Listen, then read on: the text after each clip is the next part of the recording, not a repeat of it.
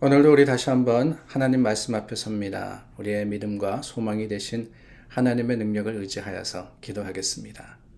참 좋으신 주님, 감사합니다. 오늘도 우리 가운데 계시고 우리와 함께 동행하심을 우리가 감사합니다. 주님, 오늘 주님의 말씀이 힘이 되며 능력이 되어서 우리를 지켜주시고 또한 주님께서 이끌어 주시는 그 길이 생명의 길인 줄 알아 믿음의 담대한 발걸음을 옮기기에 애쓰는 우리 모두가 될 수 있도록 도와주시옵소서. 예수님 이름으로 기도드립니다. 아멘. 우리 찬송 부르겠습니다. 찬송가 252장입니다. 찬송 252장입니다.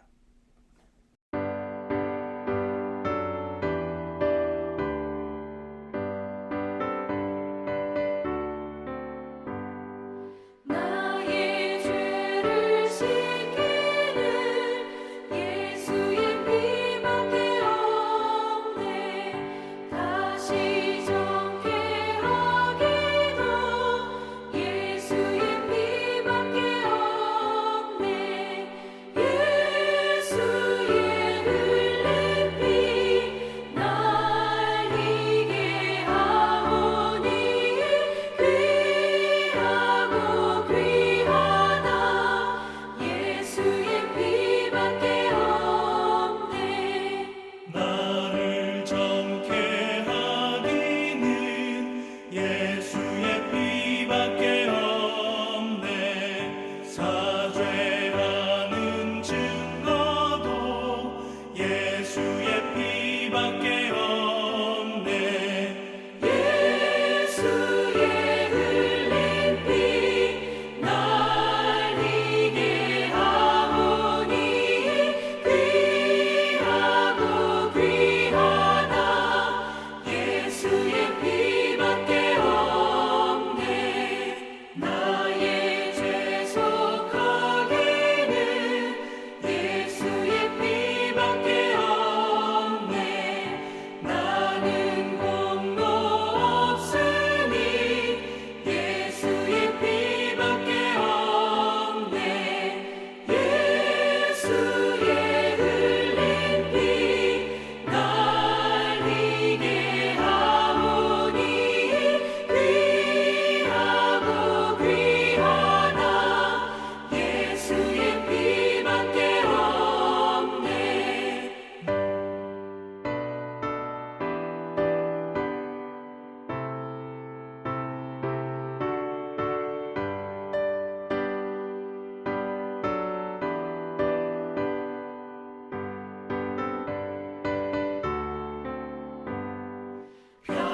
평안함과 소망은 예수의 피밖에 없네.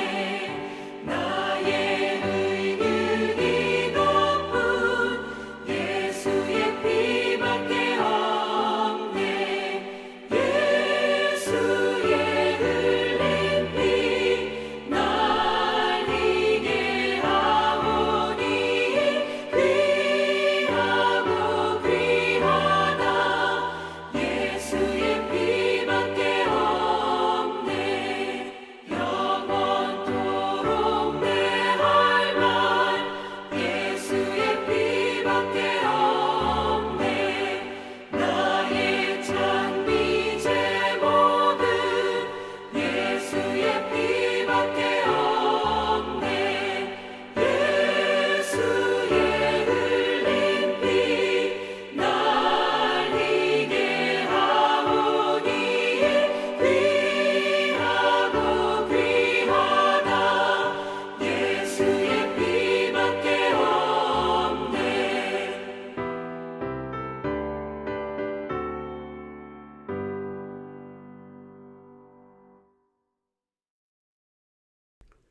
누가복음 13장 말씀 나눕니다. 오늘은 1절부터 9절까지 말씀입니다. 그때 마침 두어 사람이 와서 빌라도가 어떤 갈릴리 사람들의 피를 그들의 제물에 섞은 일로 예수께 아뢰니 대답하여 이르시되 너희는 이 갈릴리 사람들이 이같이 해 받음으로 다른 모든 갈릴리 사람보다 죄가 더 있는 줄 아느냐. 너에게 이르노니 아니라. 너희도 만일 회개하지 아니하면 다 이와 같이 망하리라. 또 실로암에서 망대가 무너져 치어 죽은 18사람이 예루살렘에 거한 다른 모든 사람보다 죄가 더 있는 줄 아느냐? 너에게 이르노니 아니라. 너희도 만일 회개하지 아니하면 다 이와 같이 망하리라. 이에 비유로 말씀하시되 한 사람이 포도원에 무화과 나무를 심은 것이 있더니 와서 그 열매를 구하였으나 얻지 못한지라. 포도원 지기에게 이르되 내가 3년을 와서 이 무화과 나무에서 열매를 구하되 얻지 못하니 찍어 버리라. 어찌 땅만 버리게 하겠느냐. 대답하여 이르되 주인이여 금년에도 그대로 두소서. 내가 두릅하고 거름을 줄이니 이후에 만일 열매가 열면 좋거니와 그렇지 않으면 찍어 버리소서 하였다 하시니라. 오늘 주어진 말씀을 보니까 한 사건이 일어납니다. 아니 정확하게 이야기하자면 두 가지의 사건이었습니다. 그 당시에 일어났던 두 가지의 사건을 가지고 예수님께서 이 무화과 나무에 주신 기회를 비유로 하여서 교훈을 주시는 본문이 기록이 되어 있습니다. 어떤 일이 있었느냐? 그때라고 말씀하셨죠. 12장 말씀을 예수님께서 가르치시고 또 전하실 때라는 겁니다. 문득 두어 사람이 왔습니다. 근데 어떤 이야기를 전하느냐? 그 당시에는 인터넷이 있는 것도 아니고 또 뉴스 매체가 있는 것이 아니기 때문에 일어났던 일을 소문과 소문으로서 이렇게 전해 들었는데 두어 사람이 왔어요. 어디서부터 왔느냐? 짐작컨대는 예루살렘에서부터 왔습니다. 어떤 사건을 전해주느냐? 빌라도가 어떤 갈릴리 사람들의 피를 그들의 제물에 섞은 일로 예수께 아랬다 그랬습니다. 여러분들 이 말씀 들으면 어떤 생각이 나십니까? 피를 제물에 섞었다. 사람의 피를 제물에다 발랐다. 뭐 이런 뜻인가? 아니, 이 빌라도가 그렇게 잔인한 사람인가? 라고 생각할 수 있을 것 같아요. 그런데 여러분, 그게 아닙니다.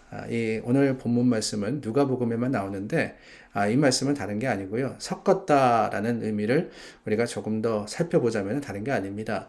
갈릴리 사람들이 예루살렘에 있는 성전에 제사를 드리러 왔습니다. 근데 어떤 일인지 빌라도가 그 사람들을 죽였던 거예요.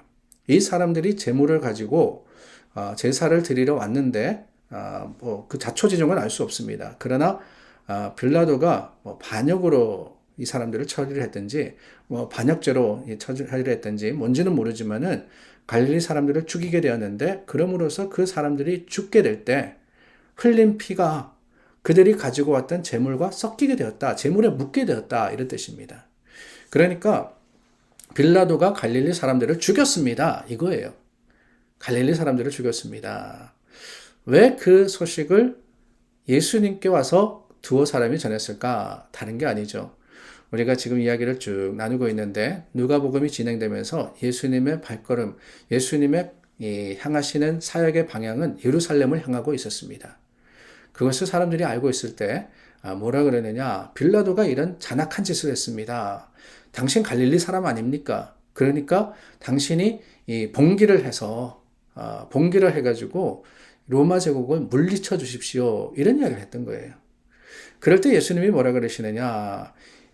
여기에 교훈이 또 다른 교훈이 섞입니다. 이 사람들이 갈릴리 사람들이 해 받음으로 다른 사람들보다 죄가 더 있는 줄 아느냐?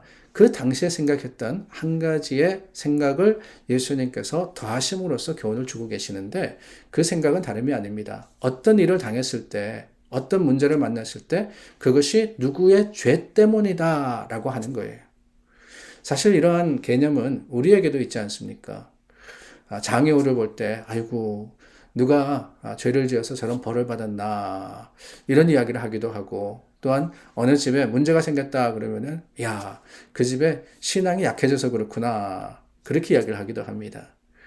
그런 생각을 그때도 가지고 있었던 거예요, 사람들이. 근데 그 마음을 아시고 예수님이 뭐라 그러시느냐? 이 사람들, 죽은 사람들, 빌라도의 손에 죽임을 당한 사람들의 죄 때문에 그들이 죽었느냐? 아니다라고 이야기를 하는 겁니다. 그리고 또 다른 한 가지 사건을 이야기하죠. 실로암에서 망대가 무너져 18사람이 죽었는데 그 사람들이 죄가 있어서 예루살렘 사람들, 지금 편안하게 잘 살고 있는 사람들보다 더 큰 죄를 지었기 때문에 죽었느냐? 그것도 아니다라고 이야기를 하는 거예요. 그러시면서 말씀하시는 게 뭐냐? 이 무화과 나무, 포도원에 무화과 나무를 심었습니다. 근데 열매가 나지 않아요.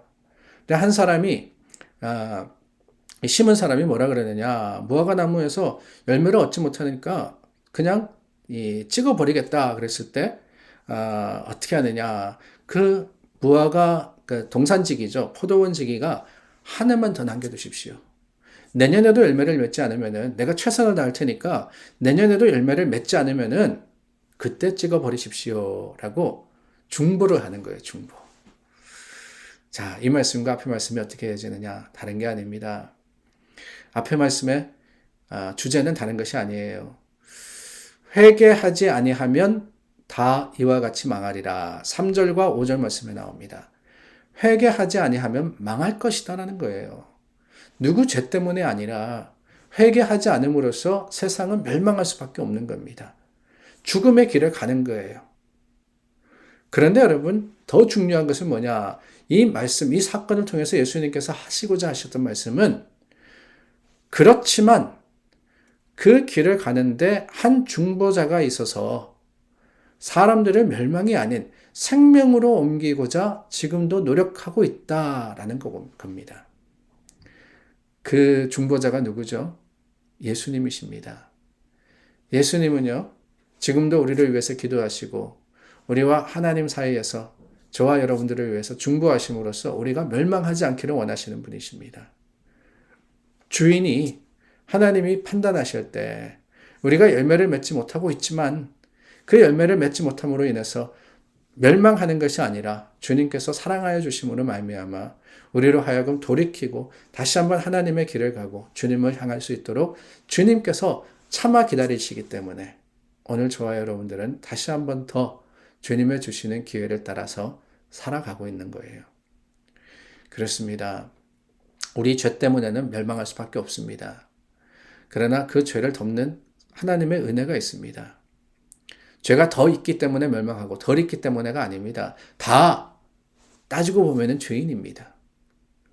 회개하지 않으면은요, 죄로 인해서 죽은 사람이나 그렇지 않은 사람이나 별다르지 않아요. 다 망할 수밖에 없는 존재입니다. 하지만 여러분, 하나님은 예수님을 이 땅에 보내셨고 그 예수님이 우리의 중보자가 되게 하셨기 때문에 오늘 우리는 다시 한번 소망을 가지고 하나님의 은혜를 쫓아서 살아가게 되는 거예요. 그 은혜가 믿음의 소망이 되며 믿음의 소망이 또한 하나님의 주시는 능력이 되어서 오늘 하루 저와 여러분들을 이끄시기를 간절히 구하며 다시 한번 하나님을 향하는 우리 모두가 될 수 있기를 간절히 소망해 봅니다. 기도하겠습니다. 참 좋으신 하나님, 우리를 참아 기다리시고 주님의 때에 이르기까지 인도하시는 하나님이시기에 오늘 다시 한번 감사함으로 주님을 찬양합니다. 주님, 우리를 위해서 지금도 중보하고 계십니다.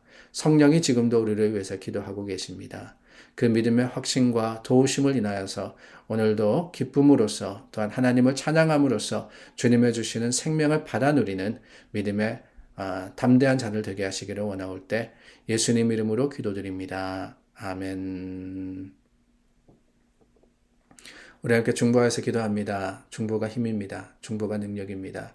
우리의 기도를 하나님 들으시고 이루어지실 것을 확신하여서 우리 함께 기도하겠습니다.